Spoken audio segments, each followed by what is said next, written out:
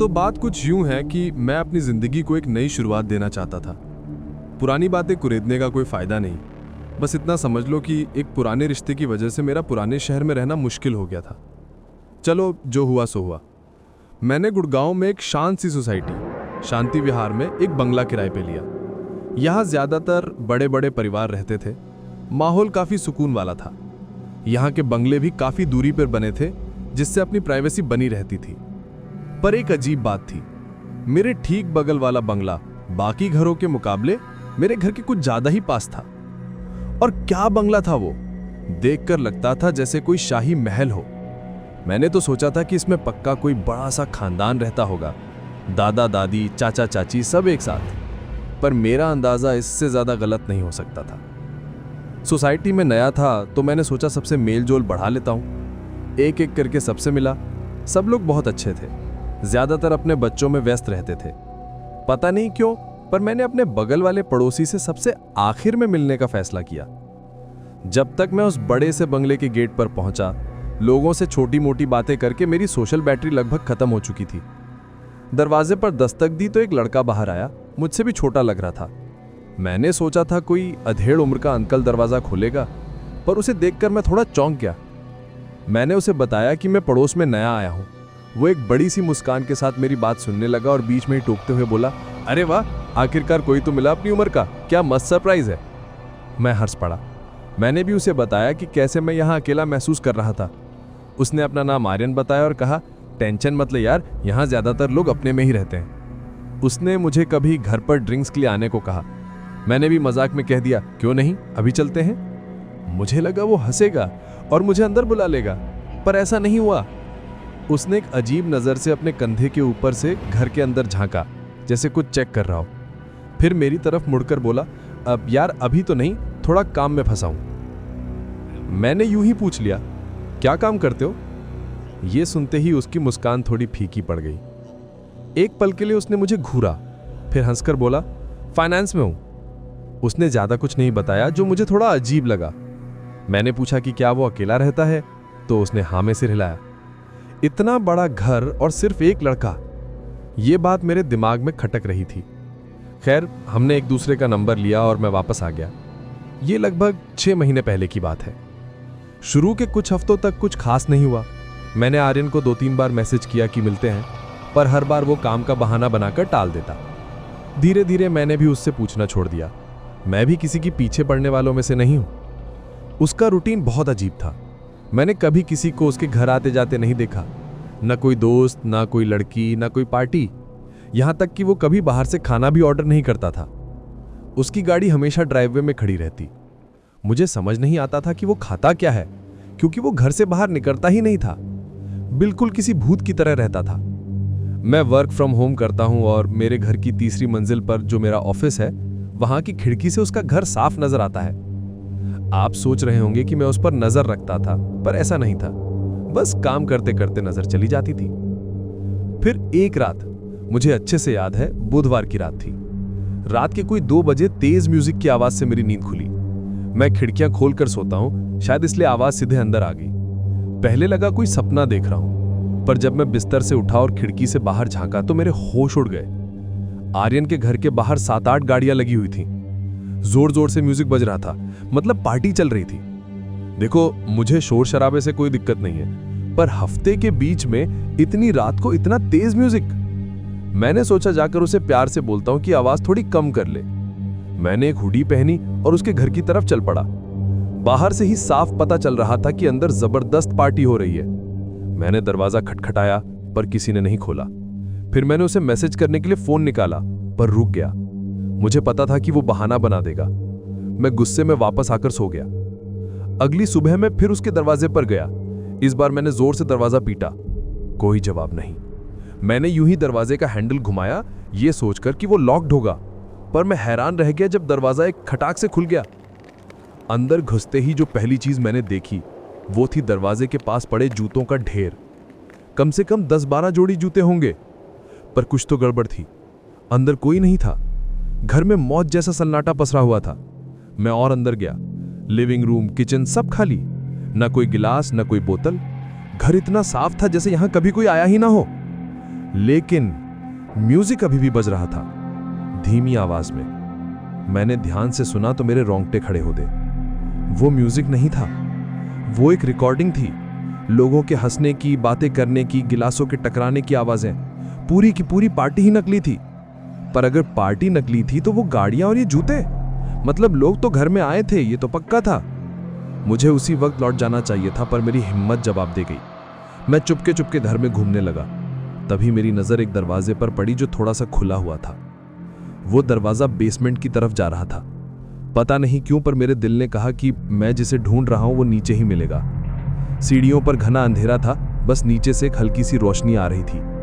मुझे नीचे नहीं जाना चाहिए था, मैं जानता था, पर मैं खुद को रोक नहीं पाया। मैं सीढ़ियों से नीचे उतरा। वो रोशनी एक और दरवाजे से आ रही थी जो बेसमेंट के और अंदर था। जैसे जैसे मैं पास गया मुझे एक और आवाज सुनाई देने लगी, जो ऊपर नकली पार्टी के शोर में दब गई थी। एक मशीन के चलने की आवाज, जैसे कोई भारी चीज किसी पत्थर पर घिस रही हो या कोई कटर चल रहा हो। मैं और पास गया, इतना कि दरवाजे की दरार से अंदर झांक सकूं। अंदर 3 लोग खड़े थे। वो आर्यन से काफी बड़ी उम्र के लग रहे थे। उन्होंने मजदूरों जैसे कपड़े पहने थे, आंखों पर काले चश्मे और हाथों में मोटे रबर के ग्लव्स। मैंने यह भी देखा कि उन्होंने भारी बूट्स पहने थे, जबकि ऊपर तो दूसरे जूते रखे थे। वो तीनों कमरे के दूसरी तरफ कुछ देख रहे थे जो मुझे नजर नहीं आ रहा था। तभी मुझे एक तीखी गंध आई, जैसे ब्लीच या किसी केमिकल की। बस वही पल था जब मेरा दिल बैठ गया। मेरे पेट में एक अजीब सा डर उठा, जैसे मेरी जान खतरे में हो। मैं पलटा और दबे पांव वापस सीढ़ियों की तरफ बढ़ने लगा। जैसे ही मैं मुड़ा, मेरे पीछे से आती रोशनी अचानक बंद हो गई, जैसे किसी ने दरवाजा बंद कर दिया हो। मुझे दरवाजा बंद होने की आवाज तो नहीं आई, पर मैंने उसे महसूस किया। मैं पागलों की तरह सीढ़ियों की तरफ भागा, घर से बाहर निकला और सीधे अपने घर की तरफ नहीं दौड़ा। मैं अपने बंगले की बाउंड्री फान के पीछे के दरवाजे से अंदर घुस गया और उसे लॉक कर दिया। मेरा दिल जोर जोर से धड़क रहा था। मैं ऊपर अपने ऑफिस में गया, सारी लाइट्स बंद की और खिड़की के नीचे छुपकर आर्यन के घर की तरफ देखने लगा। कुछ मिनट बाद उसका दरवाजा जोर से खुला और लगभग 8 लोग बाहर निकले। वो आर्यन की उम्र के नहीं थे, सब बड़ी उम्र के लग रहे थे। वो सब इधर उधर ऐसे देख रहे थे जैसे किसी को ढूंढ रहे हों। आर्यन उनके साथ नहीं था। वो आपस में कुछ बहस कर रहे थे। एक ने तो दूसरे को धक्का भी दिया। मुझे लगा अब लड़ाई होगी, पर फिर वो सब वापस अंदर चले गए। थोड़ी देर बाद म्यूजिक भी बंद हो गया। मैंने पुलिस को फोन करने का सोचा, पर मैं उन्हें क्या बताता। म्यूजिक बंद हो चुका था और मेरे पास कोई सबूत नहीं था। और सबसे अजीब बात यह थी कि मेरे पड़ोसियों में से किसी ने भी उस चोर की शिकायत क्यों नहीं की। ज्यादातर के तो छोटे बच्चे थे। अगली सुबह जब मैं उठा तो बाहर एक भी गाड़ी नहीं थी। आर्यन की गाड़ी भी गायब थी। दिन बीतते गए, हफ्ते बीत गए, आर्यन वापस नहीं आया। एक दिन हिम्मत करके मैंने पड़ोस की शर्मा आंटी से पूछा, आंटी, कुछ दिन पहले बगल वाले बंगले में पार्टी हो रही थी, आपको आवाज आई थी क्या? उन्होंने हैरानी से मुझे देखा और बोली, कौन सी पार्टी बेटा, वहां तो महीनों से कोई नहीं रहता। मैं हैरान रह गया। मैंने सोसाइटी के गार्ड राम सिंह से भी पूछा, उसने भी वही कहा। कौन सी पार्टी साहब, आर्यन साहब तो कब से शहर से बाहर है, बंगले पर ताला लगा है। अब मुझे लग रहा था कि या तो मैं पागल हो रहा हूं या फिर इस सोसाइटी में कुछ बहुत बड़ा चल रहा है जिसमें सब लोग शामिल हैं। आज इस बात को कई महीने हो गए हैं। आर्यन अब तक वापस नहीं आया है। उसके घर के बाहर घास बड़ी हो गई है और दरवाजे पर अखबारों और दूध के पैकेट का ढेर लगा हुआ है। कोई इतनी मेहनत करके एक नकली पार्टी का नाटक क्यों करेगा? और वो दरवाजा खुला क्यों छोड़ गए? शायद इसी बात पर उन लोगों की बहस हो रही थी। मुझे नहीं पता कि क्या सच है और क्या झूठ। कभी कभी लगता है कि मैं ही कुछ ज्यादा सोच रहा हूं, पर दिल में एक डर बैठ गया है। मैं बस यही सोचता हूं कि अगर आर्यन कभी वापस लौटा तो क्या मुझे उससे सीधे सीधे पूछना चाहिए कि उस रात बेसमेंट में क्या हो रहा था, या फिर चुपचाप इस जगह को छोड़कर चले जाना चाहिए, इससे पहले कि उस बेसमेंट से आने वाली वो घिसने की आवाज मेरे नाम की हो।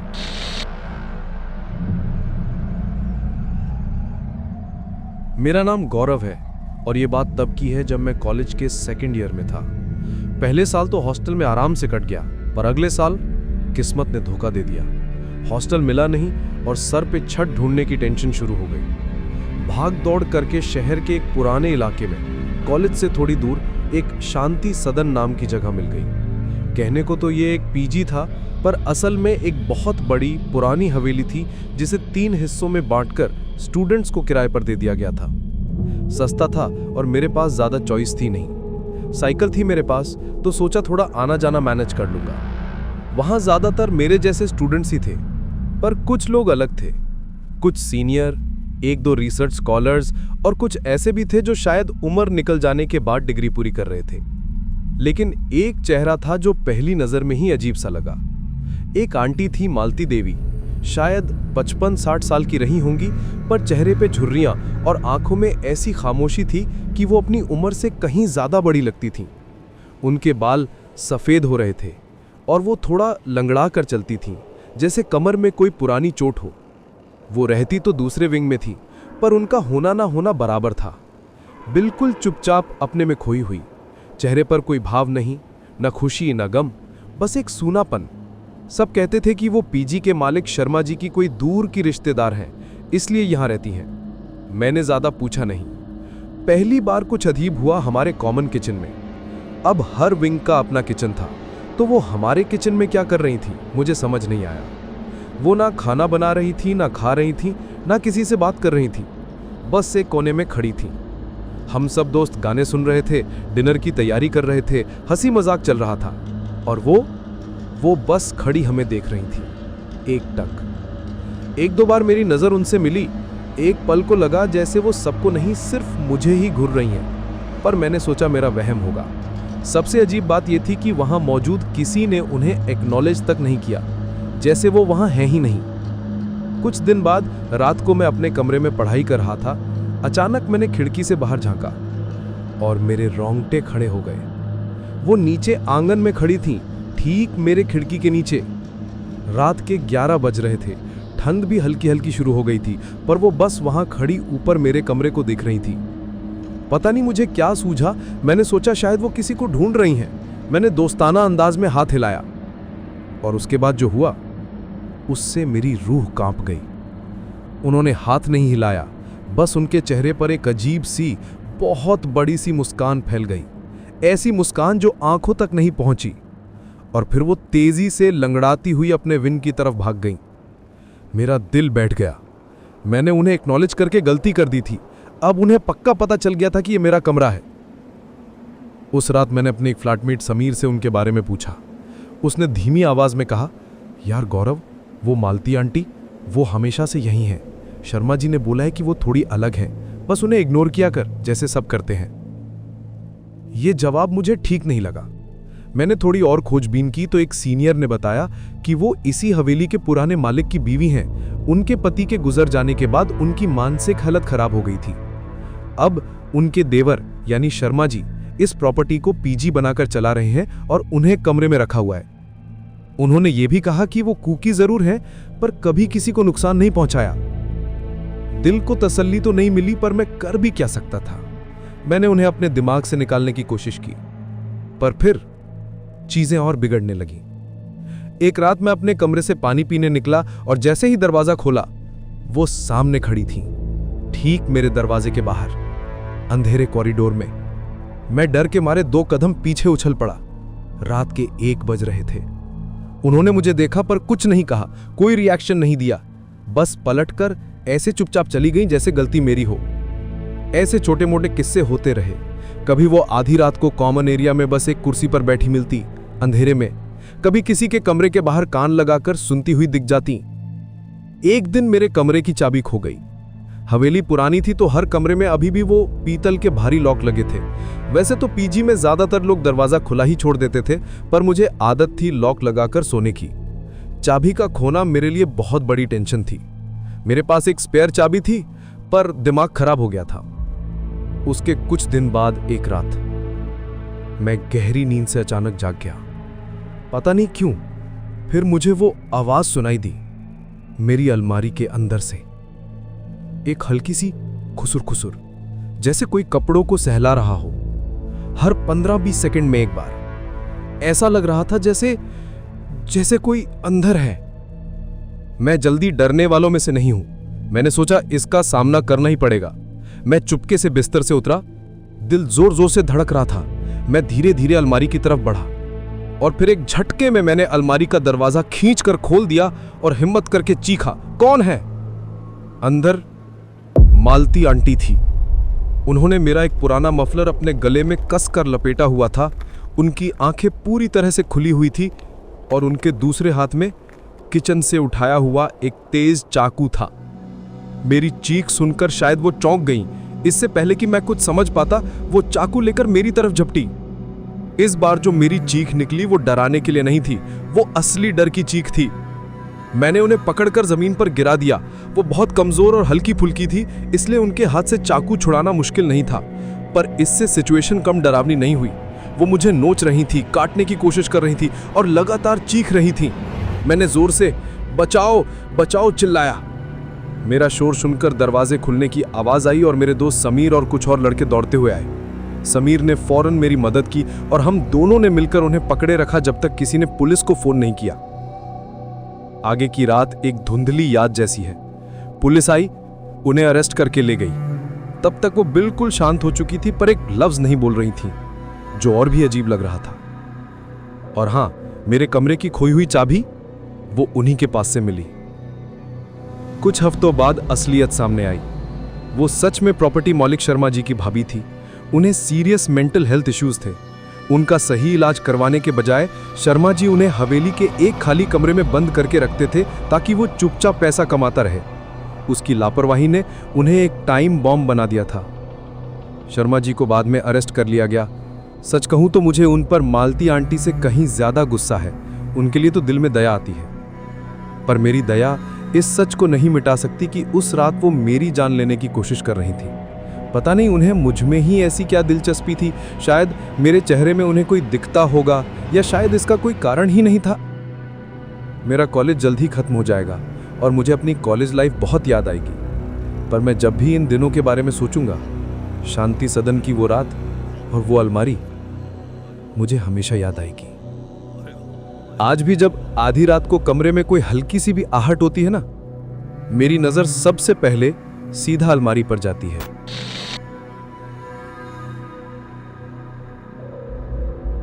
मेरा नाम राकेश है, सरकारी नौकरी से रिटायर हूं। ये कहानी सीधे सीधे मुझसे तो नहीं जुड़ी, पर मेरे घर की खिड़की से मैंने इसका हर एक पन्ना पलटते हुए देखा है, इसलिए आज आपको सुना रहा हूं। अपनी पत्नी सरला के साथ इस घर में मुझे 20 साल से ऊपर हो गए। बच्चे अपने अपने पैरों पर खड़े हैं, अपने शहरों में बसे हैं। अब हमारा दिन कैसे कटता है? मैं सुबह बालकनी में बैठकर चाय के साथ अखबार पढ़ता हूं और सरला को तो पूरी कॉलोनी की खबर रहती है। उसकी नजरें बाज से भी तेज हैं। ये किस्सा पिछले साल का है। हमारे ठीक सामने वाला घर, जो सालों से वीरान पड़ा था, आखिरकार आबाद हो गया। चलो, अच्छा हुआ। रोज एक बंद घर को देखना भी मनहूसियत भरा लगता था। नया किराएदार एक नौजवान लड़का था। नाम था उसका कबीर। उम्र यही कोई 25-26 की होगी। महंगी सी गाड़ी और फैशन वाले कपड़े। मैंने सरला से कहा भी, जरूर किसी बड़े घर का लड़का है, लेकिन मानना पड़ेगा, लड़का था बड़ा संस्कारी। 2 दिन बाद ही खुद घर आया, मिठाई का डब्बा हाथ में, हमारे पैर छूकर आशीर्वाद लिया। मुझसे तो उसकी अच्छी दोस्ती हो गई। कभी क्रिकेट पर तो कभी पुराने जमाने के किस्सों पर हमारी बातें होती थीं। उसने बताया कि वो डिजिटल मार्केटिंग जैसा कुछ करता है, जिससे अच्छी खासी कमाई हो जाती है। सब कुछ ठीक ठाक चल रहा था। कबीर जब भी आता जाता, मुझे देखकर मुस्कुराता, नमस्ते अंकल जरूर कहता, और फिर उस घर में एक लड़की का आना जाना शुरू हो गया। ये बात सबसे पहले सरला की नजर में आई। सफेद रंग की छोटी सी गाड़ी में आती है, उसने मुझे बताया। बड़ी मॉडर्न सी है, कबीर की गर्लफ्रेंड होगी। मैंने ज्यादा ध्यान नहीं दिया। मैंने कहा, अरे उसकी उम्र है, तुम क्यों जासूसी करती हो?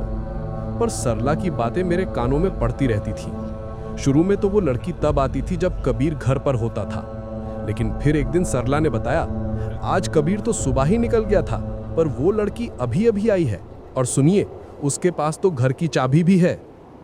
अब मुझे थोड़ा अजीब लगा। मैंने सोचा हो सकता है आजकल के बच्चों का यही तरीका हो। मैंने बात को नजरअंदाज करने की कोशिश की, पर एक दोपहर जब मैं अपने गमलों में पानी डाल रहा था, मैंने सामने से जोर जोर से लड़ने की आवाजें सुनी। कबीर और वो लड़की, जिसका नाम शायद रिया था, बाहर लॉन में खड़े बहस कर रहे थे। लड़की का पारा 7वें आसमान पर था। वो हाथ पटक रही थी और ऐसे चिल्ला रही थी कि उसकी आवाज सड़क तक आ रही थी। थोड़ी देर बाद वो गुस्से में अपनी गाड़ी में बैठी और तेजी से चली गई। बेचारा कबीर बस अपना सिर पकड़े अंदर चला गया।